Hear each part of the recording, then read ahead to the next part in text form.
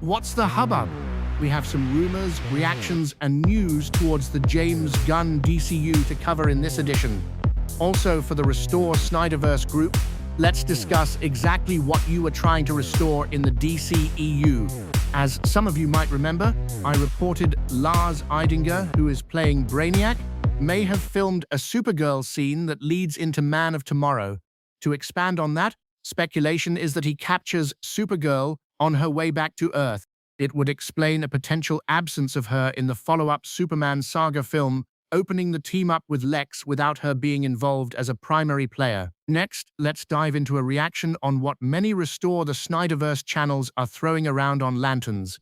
Here, Aaron Fisher states the trailer was being pulled down like it's some mystery disaster. Lantern show, which the other day the trailer had come back up, and then it was pulled down within 24 hours. It was gone again. It's still not back up. But we do have a release date on Lanterns, and they've changed the marketing as well. And today, they released the first official look at something green in the show, which I could tell you they're mocking people at this stage. It's nothing other than a massive troll. It was simply a music rights issue, which has happened to the edgelord Zack Snyder himself before. He's had his stuff pulled due to music rights as well. The search for a negative angle on anything DCU is your goal. You'll see all the Snyder Bro channels treating it this way as they operate in groupthink cope. Recently, I posted a rumor regarding Paramount's likely route towards DC Movieverse plans. Now, of course, that can't hold a candle to a picture of Zack with a Paramount lot background and no context. FYI, he's got a movie, if not cancelled yet, called The Brawler, where rumor is that it may go through Paramount distribution, potentially landing on their streaming platform. All he's been doing is posting cryptic Instagram memory pics. There's been no teases directly for a DC return, but the Snyder nutters want to will the Restore into existence. The biggest question should be if Snyder can make a movie not universally panned after the disaster and fallout post-Rebel Moon. It's funny the reactions from the Snyder Bros segment chiming in regarding the Gunn DCU verse. Staying with Paramount info I posted, let's go over that coverage in a moment to catch you all up.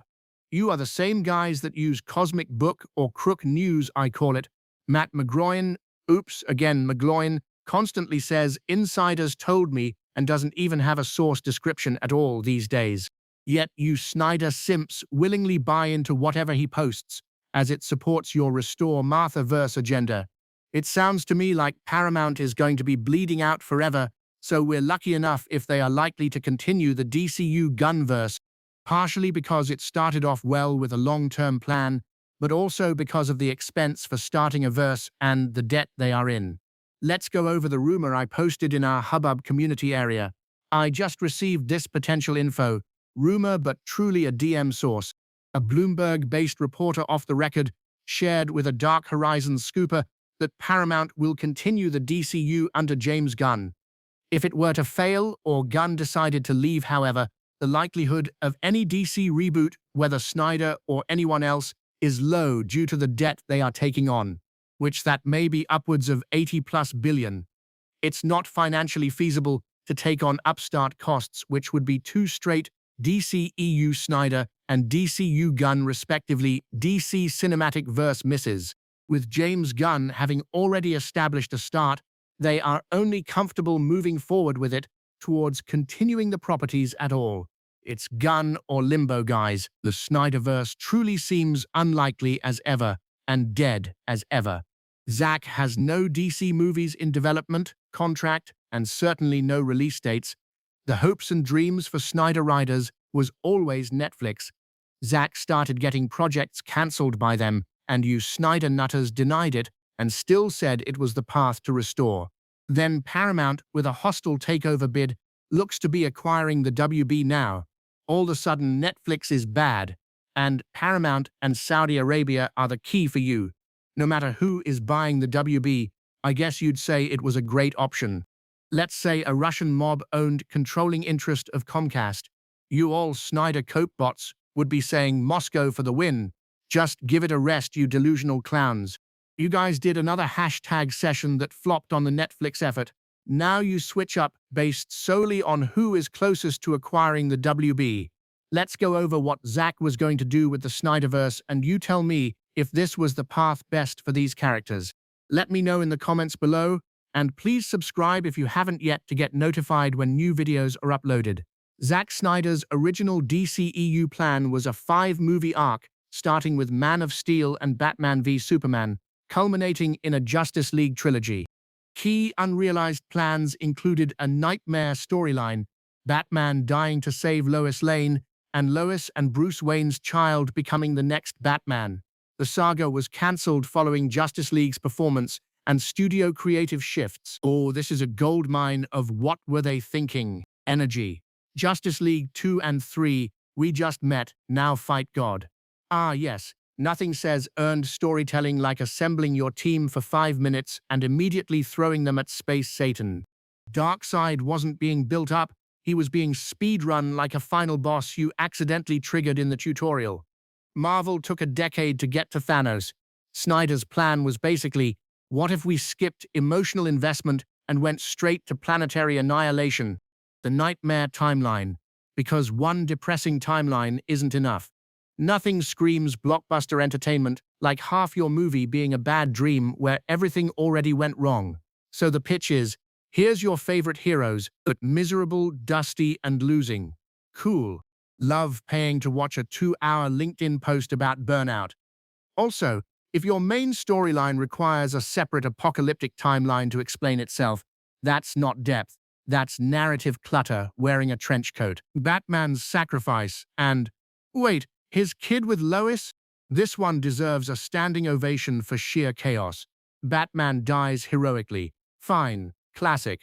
But then we get Lois and Bruce's son becoming Batman? So Superman is mind-controlled evil, Bruce is dead, and his legacy is a kid from a plot twist that sounds like it came from daytime soap writers on espresso. It's less epic myth-making and more someone lost a bet in the writer's room. Flashpoint pivot, the ultimate oops, never mind button. Ending your entire saga with Flashpoint is basically admitting, don't worry if this didn't work, we'll just undo it all. That's not a bold narrative choice, that's a cinematic Control plus Z command. Wonder Woman Kryptonian? Sure, why not? Turning Wonder Woman into Kryptonian-adjacent mythology is like rewriting Greek mythology because you found a spare alien lying around. Zeus, Kryptonian, Amazons, Kryptonian. At that point, why not make Mount Olympus a spaceship serving as the Justice League watchtower and call it a day? It's the storytelling equivalent of dumping every leftover ingredient into a soup and insisting it's gourmet. Affleck's Batman film, the one good idea that escaped. To be fair, Ben Affleck directing a gritty Batman thriller actually sounded promising, which is probably why it didn't happen. The universe said, nope, we're focusing on confusion instead. Studio interference. Panic, but make it corporate. After Batman v Superman Dawn of Justice got a mixed reaction, Warner Brothers saw the Avengers and went, do that, but faster, louder, and without the setup. That's like seeing someone run a marathon and deciding to sprint 26 miles with no training because you bought similar shoes. The Whedon rewrite situation. When Zack Snyder stepped away and Joss Whedon stepped in, the tone shift was less course correction and more two completely different movies fighting over the same footage. The result? A cinematic identity crisis. No sequel plans. The mercy kill. Even after Zack Snyder's Justice League dropped, the studio basically said, cool experiment. Anyway, moving on, which is probably for the best, because if your long-term plan requires this much explaining, diagrams and alternate timelines, you're not building a universe, you're assembling IKEA furniture without instructions. Final verdict. The SnyderVerse plans weren't short on ambition, they were just all ambition, with little thought towards cohesion with comics, and really like a car running without brakes, or a train off the tracks, so far that the Christopher Reeve version of Superman would even say, bro, you want me to save this shit? It's like someone tried to write the final chapter of an epic saga before finishing chapter 1. All the Snyder Bros do is dump on the DCU, which cinematically is only Superman that's released so far, and did well enough to help rehabilitate the DC movie brand for audience interest again. Like I always point out on the hubbub, It was the only superhero movie of 2025 to cross 600 million. The genre itself is down. You can't deny facts like this. There was a time when Marvel could release anything and it would hit. They released a Thunderbolts movie touted in marketing as the new Avengers, which didn't even hit 400 million. They release a Captain America sequel that has Harrison Ford as the Red Hulk. It barely crossed over to 415 million. The Fantastic Four reboot had a lot of hype. It failed to beat Superman and failed to hit the 600 million mark, which Superman went over. It's to the point that Marvel can only survive off of tentpoles feeding off nostalgia.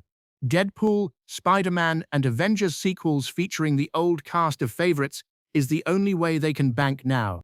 Which is funny, you Snyder bros act like a mid to low tier character in terms of popularity from Supergirl is supposed to do more than movies like that. If you guys had any brains, you'd be dangerous. Supergirl was designed, as I said months and months back before articles went online, to be a drastically lower budget than Superman.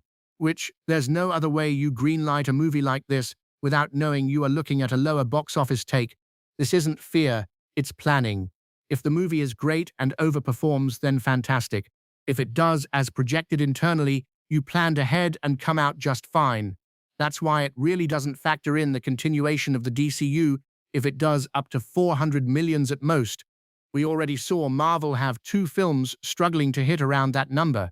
They didn't close up shop over it and are strategizing their larger tentpoles will bring them back. Of course, Man of Tomorrow factors, as it includes some bigger draw characters including Brainiac as the villain for the first time ever cinematically, though likely giving Matt Reeves' Batman his space and not unveiling the DCU Batman quite yet. Sorry, no Batman vs Superman cash grab with bad writing attempt here, savvy. Let's transition to some hubbub headlines. DC updates now. The Clayface trailer ranks #1 in trending trailers. That's an amazing sign of interest for a movie with a meager $40 million budget. The possibility of a huge profit margin is real. Recently, in Superman-related news, the Gunn haters just got owned by Gunn himself when trying a gotcha moment regarding Lex not knowing the secret identity in his movie. He retorted with a full takedown. He said to quote, "Lex doesn't know who he is, but I don't know how he would. A. Lex thinks Superman is a disconnected alien who wants to take over the world. Not sure why he'd assume he has a secret identity. B. Hypno glasses are real. Clark looks like another person. C. Being a genius in some ways, in Lex's case, genetics, electrochemistry, nanotechnology, nuclear and quantum physics, to name a few, doesn't mean you are a genius in all fields. Like many scientists and artists, he can miss basic things." Also, Gunn released a new Lanterns picture. Is that green enough for you, Snyder bros? We have an official release date for the show of August 16th. Take another L as the DCU moves along. The teaser, by the way, has been uploaded again with a new score, as the old one had a rights issue. This has happened to Zack Snyder before as well, but try to use that as some sign anyways as you cope hard. Sure. James Gunn also recently revealed he has a good handle of the next movie to be announced. There are 3 heavily speculated choices out there, 1 being his Batman movie, 2 being a Wonder Woman movie, and 3 being a Lobo solo movie if he's well received in Supergirl. With that, it's today's hubbub. No SnyderVerse, no problem. Look up, not back, with eyes to the skies as only David Corn sweat as Superman flies. No shirtless Cavill chest hair shots for you harsh critics, ha ha ha.